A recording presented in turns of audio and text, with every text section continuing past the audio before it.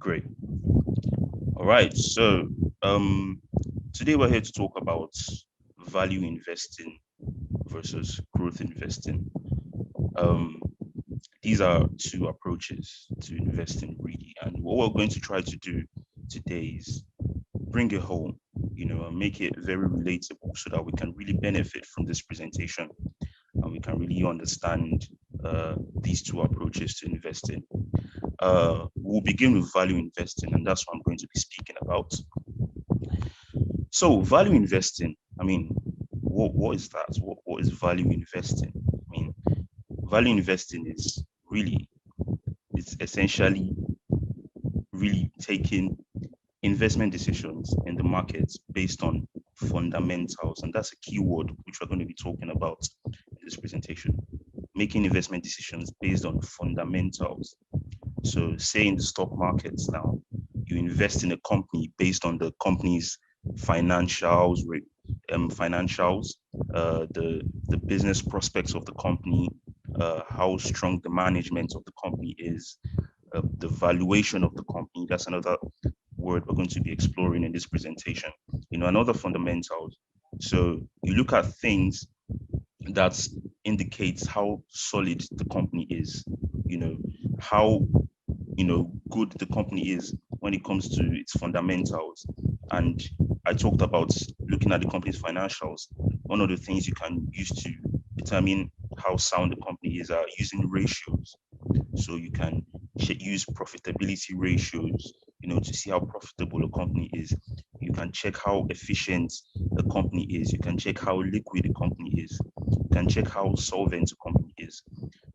Um, so could you please go to reverse slide? Yeah, thank you.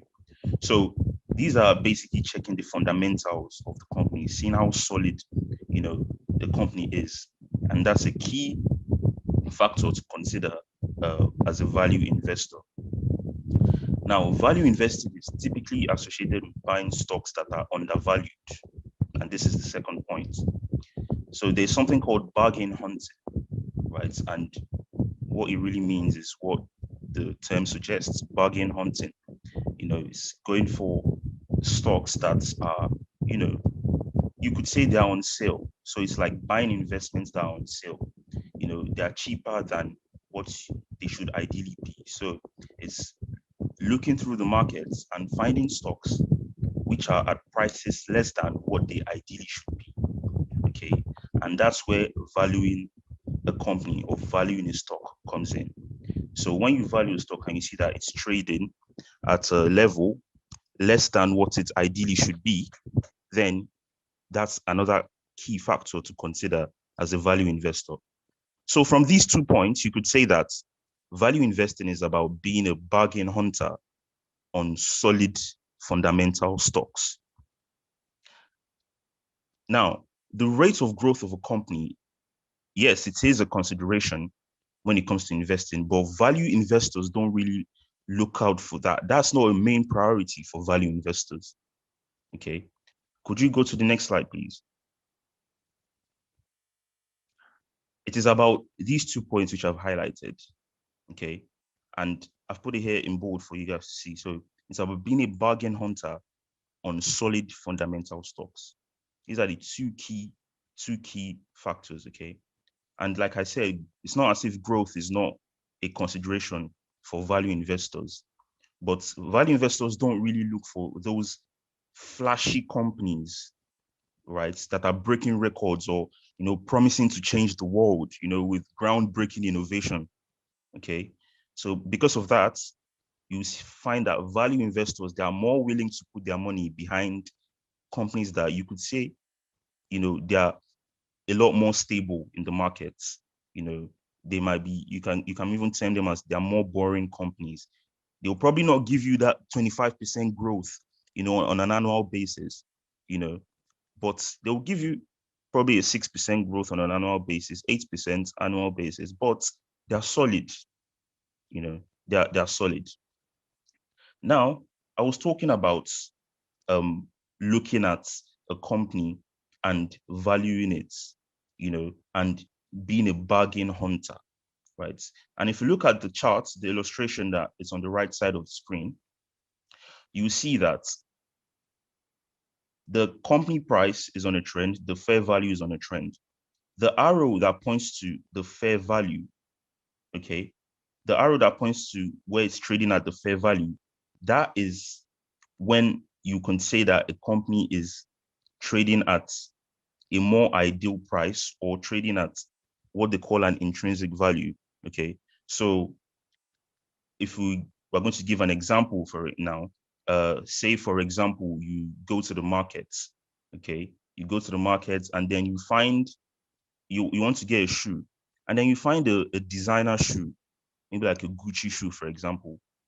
Obviously, we know that designer shoes typically are more expensive, in the market than uh, locally handmade shoes, for example. But you find that this Gucci shoe is the same price as every other shoe in the market. Now, hold on a minute. What's going on here? This Gucci shoe should be more expensive, you know. Then you know that this Gucci shoe is undervalued. And that is one of the things that would attract a value investor. Okay. That's one of the things that will attract a value investor because they are bargain hunters. So when they buy that Gucci shoe at that point in time, when the market corrects itself, okay, it's probably because of a temporary headwind, that that Gucci as a company are experiencing that led to investors to you know to sell off their Gucci stocks, for example, which made the Gucci shoe to go to a low price. But when the market corrects itself, you realize that the price of the Gucci shoe will now go back to a fairer value. Okay, it's go back to a fairer value, and then value investors, which came in at a price which was less than its fair value, they would have accumulated returns by the time the price of the Gucci shoe goes back to a fairer value than it was initially. So bringing it back to the stocks and leaving shoes alone, a value investor will focus more on, companies with solid fundamentals, okay, and they are more mature companies typically because they are typically, further into their life cycle. But maybe at that point, they might be out of favor with the markets due to a temporary headwind, you know, due to a temporary headwind. So that's when value investors come in and take advantage of the situation. Next slide, please. Now, to just, summarize what we've talked about, it still hinges on these two main points: solid fundamentals and the value, the valuation of the company. Your strategy as a value investor should be, looking at the company, thoroughly researching the company so you can make a good decision, so you can, make a common sense decision, because you don't want to invest in a company that has bad fundamentals, because that would be contradictory to the approach of a value investor. Okay. So thoroughly research the company to make a good decision. Look at the company's financials. Look at how strong the management is. Look at the prospects of the company, and there are ways in which you can do this by even looking at the numbers. And that we'll talk about a bit more in this presentation. So thoroughly researching the company, find the company's fair value. Okay. Find the company's fair value. Now, what way can you decide that this company is actually trading at a price that is less than its fair value? This company at this moment, or this stock at this moment, is actually a bargain. I can buy it now, and when the market corrects itself, it should, it should appreciate, and I should be able to make gains from that. How do you value that company? Now, there are a series of ways in which we can do that when it comes to stocks, but one way which is, quite basic and quite straightforward is something called a PE ratio. So PE ratios are good indicators. PE ratios are good indicators for lower PE ratios are good indicators for a value stock. Can we move to the next slide, please? So let's talk about the PE ratio, firstly. So the PE ratio, what it basically does is that it divides the stock price by its earnings per share in order to show the investor how much they're paying per naira of annual profits. So with the PE ratio, investors, they can see which company is the cheapest in their industry. So say company A has a PE ratio of 4 times, and other companies within the same industry, company A's peers, they have a PE ratio of 10 times. Okay. Then the value investor will look into company A to make sure that it has solid fundamentals, because it has identified that company A, it has a lower PE ratio than its peers. So this is a chance for bargain hunting. Okay. And then it takes advantage. So when it looks at the fundamentals, see that the fundamentals are solid, then a value investor sees it as an opportunity to invest. Now, I talked about the value investor, even after seeing that a PE ratio is cheap, should look into the fundamentals. So how do you assess, the fundamentals of a company? How do you see that a company is sound enough? There are many ways you can do that, but these are some ways which are listed here for you to be able to do that, even just by looking at the company's financials. So the things that you should check for, the profitability of the company.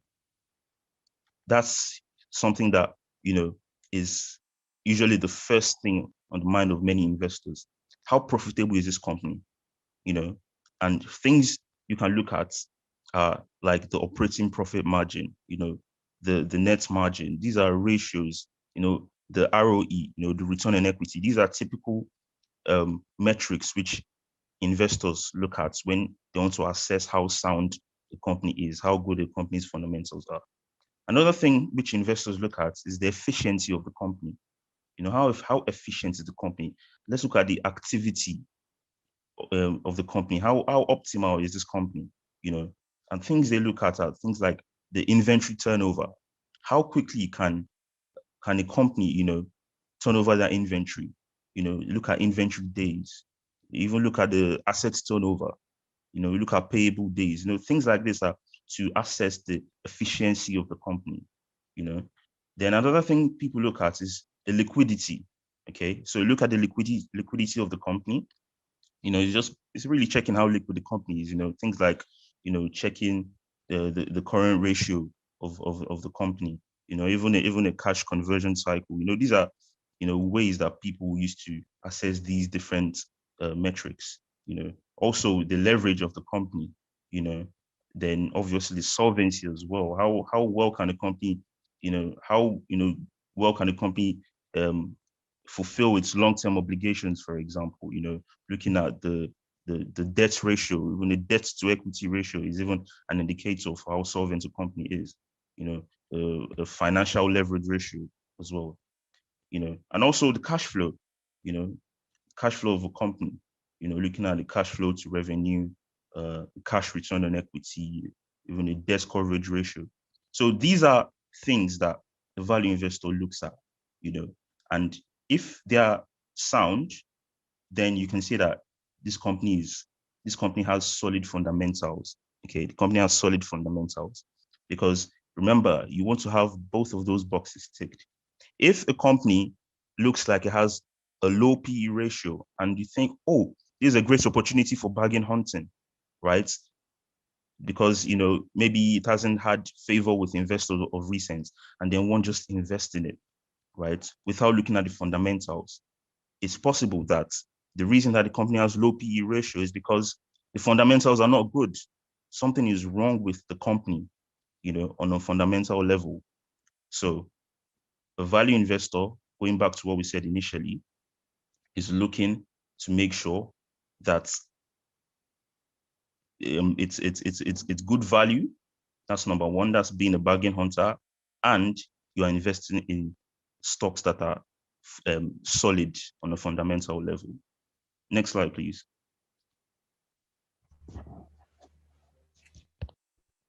So on the Nigerian Stock Exchange, there are companies which you can classify as value stocks, which value investors can look at.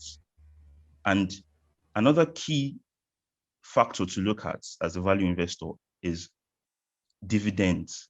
A company that pays dividend is a company that value investors should look at, because in a situation whereby a value investor does bargain hunting and buys maybe a UBA, for example, and probably it has a low P at that point, probably because of some temporary headwind.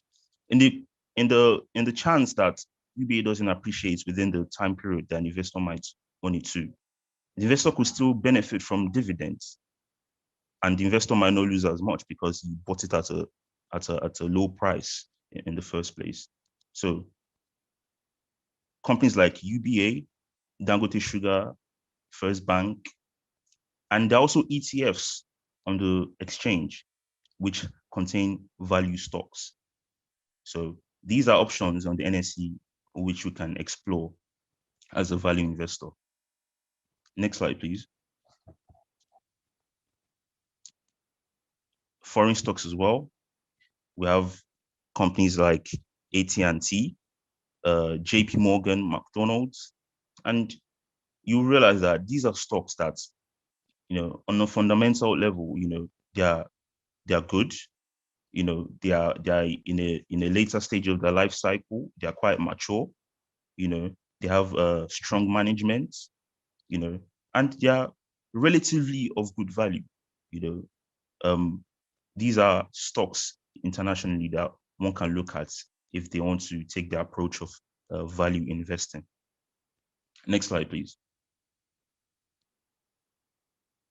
So let's look at some of the benefits of value investing. I mean, it's lower risk and volatility. Going back to some of the characteristics of value stocks, which I talked about, they might not necessarily be the stocks that will give you 25-30% appreciation, in a year, but they are steady. They're slow and steady. They have lower risk. When they fall, it's typically not too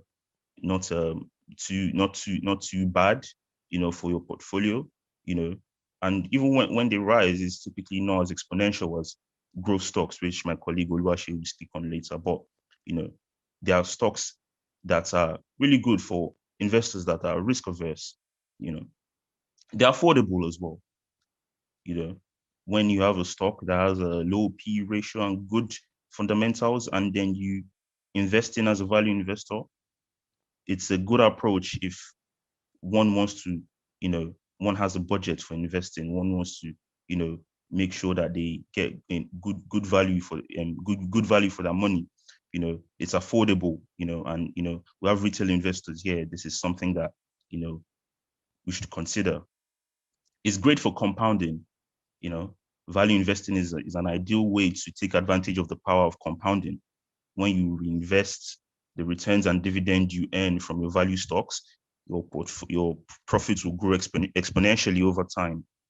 So in essence, your earnings will eventually begin to generate earnings on their own. The value stocks typically pay dividends, as I mentioned earlier. Dividends are another factor that value investors look out for. And they are suitable for passive investors. If you want to, if you have maybe a long-term horizon, for example, and you want to invest in, you are not that active as an investor, value stocks are a good option to look at, for you to place your funds in, and they compound and grow over time, typically. Thank you.